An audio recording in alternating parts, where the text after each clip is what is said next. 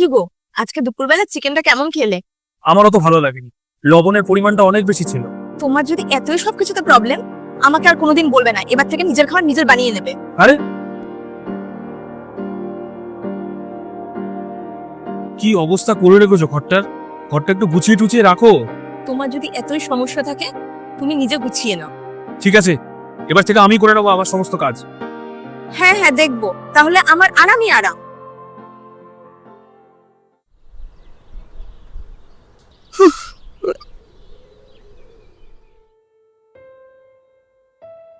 শোনো, ঘর টর সব পরিষ্কার করে দিয়েছি, আর রান্নাও করে রেখেছি, খেয়ে নিও।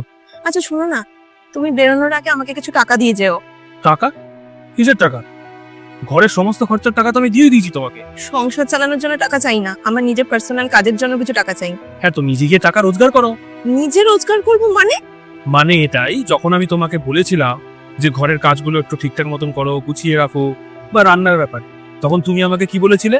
যে নিজে করে নাও, নিজে গুছিয়ে নাও। তা সেরকম ভাবেই তোমার এখন টাকার দরকার, তো তুমি নিজে রোজগার করে নাও।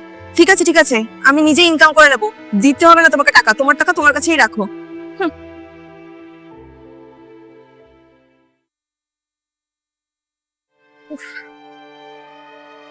ও, চলে এসছো? বলছি যে তোমার জন্য একটা নতুন ডিশ রান্না করেছি, খেয়ে দেখো কেমন হয়েছে। আর তাছাড়া তুমি গেছিলেই বা কোথায়? ওটা তো আমার কাজ, তুমি করেছো কেন? তুমিই তো বলেছিলে নিজে রান্না করে নিজে খাবে, তাই আমি করেছি। আর ভাবলাম তোমার জন্যও করে রাখি। ওটা তো আমি এমনিই বলেছিলাম, আমার তখন মাথা গরম হয়ে গেছিল সেই জন্য। এখন কি আমি তোমার সাথে রেগে গিয়ে একটু কথাও বলতে পারবো না? আচ্ছা সে বুঝলাম, কিন্তু তুমি গেছিলে কোথায় সেটা তো বলবে।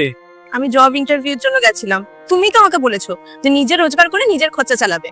তো জব পেয়েছো? হ্যাঁ পেয়েছিলাম, কিন্তু আমি করিনি। মাসে 10,000 টাকা দেবে মাত্র বলছিল, আর তার উপরে আসা যাওয়ার খরচ কিচ্ছু দেবে না। তো আমি না করে দিয়েছি। আর তার উপরে আমার সারাদিন দাঁড়িয়ে দাঁড়িয়ে কাজ করতে হবে। তাহলে এবার বুঝতে পেরেছো যে বাইরে বেরিয়ে ইনকাম করাটা কতটা কঠিন? হ্যাঁ আমি বুঝতে পেরেছি, কিন্তু তুমিও বলো, তুমিও বুঝতে পেরেছো কিনা যে ঘর সামলানো, ঘরের সব কাজ করা কতটা কঠিন। ঠিকই বলেছো তুমি। কাজটা বাইরের হোক বা ঘরের, পরিশ্রমটা কিন্তু দুজনেরই সমান। তবে একটা কথা বলবো, আমার এই রান্না করতে খুব খাটনি হয়েছে গো। প্রথমত ওটা তো আমি পারি না, আর তার মধ্যে নেট দেখে দেখে করছিলাম, এটা পাচ্ছি না ওটা পাচ্ছি না, 10 বার করে দোকানে যাচ্ছি। আর তার মধ্যে রান্নাঘরে যা গরম, আর ঘরের কাজ ওগুলো দেখে দেখে করাটা খুব টাফ। তবে একটা জিনিস আমি ভালো মতন বুঝে গেছি, যার যার কাজ তাড়াতাড়ি করা উচিত, আর একে অপরের কাজকে সম্মান জানানো উচিত। হ্যাঁ একদম। আচ্ছা, আমি যখন তোমাকে মাথা গরম করে সেদিনকে ওই কথাগুলো বলছিলাম, তুমি তো একটু ঠান্ডা মাথায় আমাকে বোঝাতে পারতে নাকি? অবশ্যই বোঝাতে পারতাম, কেন বোঝাইনি জানো?